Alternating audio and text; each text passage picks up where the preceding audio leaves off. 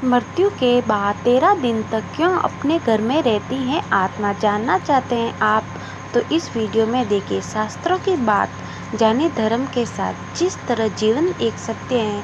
ठीक प्रत्येक व्यक्ति को ये भी भली भांति पता है कि मृत्यु भी एक ऐसा सत्य है जिसे कोई जितना मर्जी झूठ ला दे, परंतु इसे बदला नहीं जा सकता। कहने का अर्थ है कि जिसने इस पृथ्वी पर जन्म लिया है उसे एक न एक दिन अपने प्राणों की आहुति देनी पड़ती है। इस बारे में हमसे बहुत से लोगों ने कई बार अपने बड़े बुजुर्गों से कहते सुना होगा कि मृत्यु के बाद मनुष्य की आत्मा 13 दिन तक अपने घर में रहती है। मगर ऐसा क्यों? इस बारे में क्या किसी ने सोचा है? अगर नहीं तो चलिए आज आपको इससे संबंधित जानकारी बताते हैं कि आखिर क्यों मृतक शरीर की आत्मा 13 दिन तक अपने घर में भटकती रहती है। साथ ही साथ ये भी बताएंगे कि 13 दिन तक मृतक के नाम का पिंडदान क्यों किया जाता है। बता दें कि गरुड़ पुराण में इसके बारे में विस्तार से बताया गया है। गरुड़ पुराण में बताया गया है कि जब किसी व्यक्ति की मृत्यु होती है तो यमराज के यमदूत उसे अपने साथ यमलोक ले जाते हैं। यहाँ उसके अच्छे और बुरे कर्मों का हिसाब होता है और फिर 24 घंटे के अंदर यमदूत उस प्राणी की आत्मा को वापस घर छोड़ जाते हैं। यमदूत के द्वारा आत्मा को वापस छोड़ने के बाद मृतक की आत्मा परिजनों के बीच भटकती रहती है और अपने परिजनों को पुकारती रहती है, लेकिन उसकी आवाज़ को कोई सुन नहीं पाता। ये देखकर मृतक व्यक्ति की आत्मा बेचैन हो जाती है और जोर जोर से चिल्लाने लगती है। इसके बाद आत्मा अपने शरीर के अंदर प्रवेश करने की कोशिश करती है, लेकिन यमदूत के पास बंदिश होने के कारण वह मृत शरीर में प्रवेश नहीं कर पाती। इसके अलावा गरुड़ पुराण की माने तो जब यमदूत आत्मा को उसके परिजनों के पास छोड़ जाते हैं तो उस समय उस आत्मा में इतना बल नहीं होता कि वो यमलोक की यात्रा तय कर पाए। गरुड़ पुराण के अनुसार किसी भी मनुष्य के मृत्यु के 10 दिन तक किया जाता है उससे मृतक आत्मा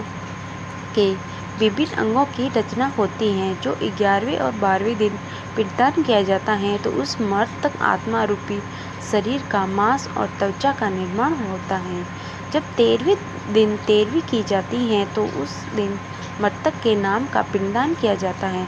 उसी से ही वो यमलोक तक की यात्रा तय करते हैं, अर्थात मृत्यु के बाद मृतक के नाम का जो पिंडदान किया जाता है उसी से ही आत्मा को मर्त्यलोक से यमलोक तक यात्रा करने का बल मिलता है।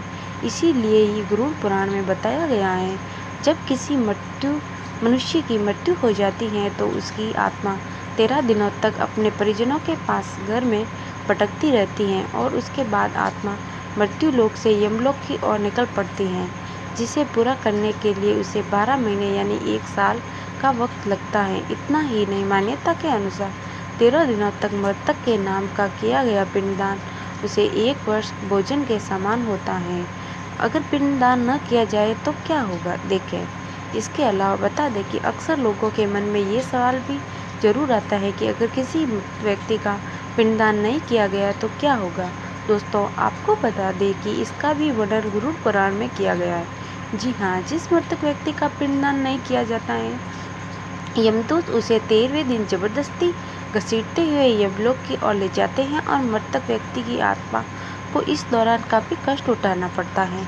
इसीलिए हिंदू धर्म में मनुष्य की मृत्यु के बाद 13वें दिन तक पिंडदान करना आवश्यक माना गया है।